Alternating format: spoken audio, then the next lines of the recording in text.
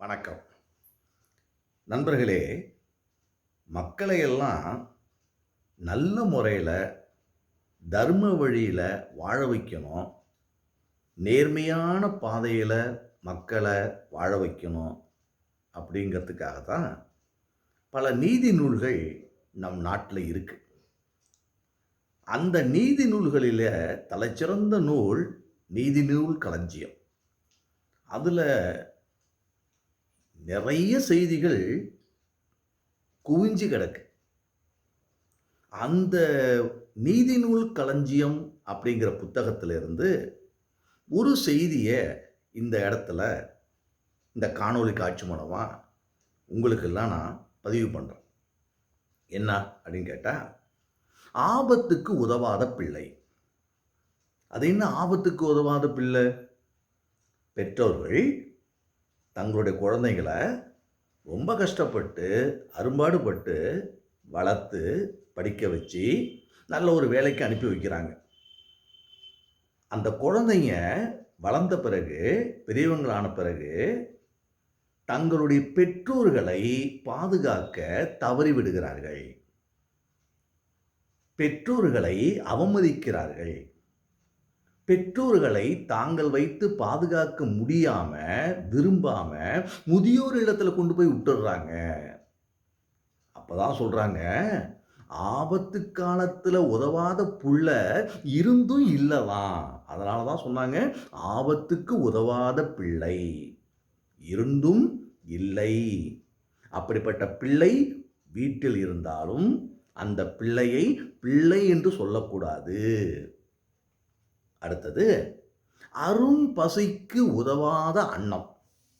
அது என்ன அரும் பசிக்கு உதவாத அன்னம்? நல்லா பசிக்குது, கண்ணு இருட்டுது, மயக்கம் வருது. அந்த நேரத்துல ஏதாவது வயித்துக்கு குடுங்க அப்படின்னு கையேந்தி நிக்கிறாங்க. அந்த நேரத்துல, பசிக்கிற நேரத்துல, வாடி நிக்கிற நேரத்துல கிடைக்காத சாப்பாடு, உணவு, பசியே இல்லாத நேரத்துல கொண்டாந்து கொடுத்தா அந்த உணவுனால என்ன பயன்? எப்படி இருக்கு பார்த்தீங்களா? பசிக்கிற நேரத்துல தான் உணவ குடுக்கணும். பசியே இல்லாதப்ப சாப்பிடு, சாப்பிடுன்னு சொன்னா, அந்த உணவ எப்படி சாப்பிட முடியும்? அது என்ன ருசியாக இருந்தாலும் சரி, சாப்பிட முடியாது. பசிக்கிற நேரத்துல தான் அந்த உணவுக்கு மரியாதை. அடுத்தது, தாகத்தை தணிக்காத தண்ணீர். தாகத்தை தணிக்காத தண்ணீர். தாகம் எடுக்குது, தொண்டை வறண்டு போகுது. அந்த நேரத்துல கொஞ்சம் தண்ணி குடுங்க. இன்னும் சில ஊர்கள்லாம் சொல்லுவாங்க, உயிர் தண்ணீம்பாங்க. குடிக்கிற தண்ணீர உயிர் தண்ணீர் அப்படிம்பாங்க. தொண்டை வறண்டு போயி விக்கல் வருது. அந்த நேரத்துல தண்ணீர் கிடைக்கலன்னா, அல்லது தண்ணீர குடுக்கலன்னா, அந்த தண்ணீரால் என்ன பயன்? தண்ணீர் என்பது தாகத்தை தணிக்கின்ற நேரத்தில் கிடைக்க வேண்டும். பசிக்கும்போது சாப்பாடும், தாகம் எடுக்கும்போது தண்ணீரும், ஆபத்து காலத்தில் பிள்ளையும் இருக்க வேண்டும். அப்படி இல்லை என்றால், இவைகள் இருந்தாலும், இல்லை என்றாலும் ஒன்றுதான். அடுத்ததாக, தரித்திரம் அறியாத பெண். ரொம்ப முக்கியமான ஒன்று இது. சில வீட்டுக்கு போனா, அந்த வீட்டுக்குள்ள நுழையிறப்பயே, அந்த வீட்ல இருக்கிற பெண்கள், இல்ல, இல்ல, இல்லம்பாங்க. அரிசி இருக்கா? இல்ல. சமைக்கிற பொருள் இருக்கா? இல்ல. பணம் வச்சிருக்கியா? இல்ல. அப்ப அந்த வீட்ல தரித்திரத்தை காட்டுகின்ற பெண்ணாக இருக்கிறார். அப்படி இருக்கக்கூடாது. பொருளே இல்லை என்றாலும், இல்லை என்ற ஒரு வார்த்தை இல்லத்தில் இருக்கின்ற பெண்களுக்கு வரக்கூடாது. தரித்திரம் என்ற ஒரு வார்த்தை அந்த வீட்டில் இல்லாமல் விரட்டி அடித்து விரட்டுகின்றவளே பெண்ணாக இருப்பாள் அப்படின்னு சொல்றாங்க. தரித்திரம் அறியாத பெண் இருக்கிறத காலாகாலத்துக்கு வைத்து அந்த வீட்டில் இருக்கிறவங்கள காக்கின்ற தெய்வம்தான் பெண். அடுத்தது கோபத்தை அடக்காத வேந்தன். பொதுவாக மன்னன்னாலே கோபம் வரும். ஏன்னா இந்த நாட்டையே ஆட்சி செய்கிறாங்க.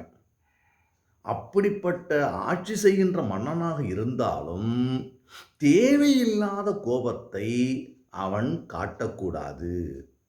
கோபத்தை வளர்த்து கொள்ளக்கூடாது. தேவையில்லாமல் வளர்த்து கொள்ளுகின்ற கோபம் அவனை மட்டும் அழிக்காமல் அந்த நாட்டையும் நாட்டு மக்களையும் அழித்துவிடும். அதனால் கோபத்தை அடக்கிக் கொள்ள வேண்டும். கோபத்தை அடக்கிக் கொள்ளாத வேந்தன் வேந்தன் அல்ல. அடுத்தது குருமொழி சொல்லுகின்ற வார்த்தைகளை கேட்காத சீடன். அதாவது குருமொழி கொள்ளாத சீடன். குருவின் வார்த்தைகள், ஆசிரியருடைய வார்த்தையை மாணவர்கள் கடைபிடிக்க வேண்டும். ஆசிரியர் சொன்ன வார்த்தைப்படி வாழ வேண்டும். அப்படி ஆசிரியர் சொல்லுகின்ற வார்த்தைப்படி, குருநாதர் சொல்லுகின்ற வார்த்தைப்படி அடங்கி நடக்காத மாணவன் இருந்தாலும் அவன் மாணவன் என்ற இலக்கணத்திற்கு வரமாட்டான், இலக்கணத்திற்குள்ளாக வரமாட்டான். ஆதலால் மாணவன் என்றால் குருவின் வார்த்தையை வேதவாக்காக நினைத்து வாழ்கின்றவன்தான் மாணவன். அடுத்ததாக பாவத்தை தீர்க்காத தீர்த்தம், அதாவது பாவத்தை போக்காத தீர்த்தம். மக்கள் பாவம் செய்திருக்கிறார்கள். நான்லாம் பாவம் செஞ்சுட்டேன், என் பாவத்தை கழிக்கிறதுக்கு நான் போய் கங்கா ஸ்நானம் பண்ண போகிறேன், காவிரியில் மூழ்க போகிறேன் அப்படின்னு மக்கள்லாம் புனித நதியில் நீராடுகிறார்கள். அப்படி அவர் நீராடுகின்ற பொழுது எதற்காக நீராடுகிறார்கள்? தங்களுடைய பாவம் போக வேண்டும். அப்படி மக்களுடைய பாவத்தை போக்காத நீக்காத தீர்த்தம் இருந்தாலும் கிடைத்தாலும் அதனால் பயனில்லை. ஆதலால் ஆபத்துக்கு உதவாத பிள்ளை, அரும்பசிக்கு உதவாத அன்னம், தாகத்தை தணிக்காத தண்ணீர், தரித்திரம் அறியாத பெண், கோபத்தை அடக்காத வேந்தன், குறுமொழி கொள்ளாத சீடன், பாவத்தை தீர்க்காத தீர்த்தம், இவையெல்லாம் இருந்தாலும் இல்லை என்ற ஒரு இலக்கணத்திற்குள் வருகின்றன. இதை கடைபிடித்தால் அனைவரும் நல்ல வழியில் வாழ முடியும் என்ற நம்பிக்கை நமக்கு கிடைக்கும். நன்றி.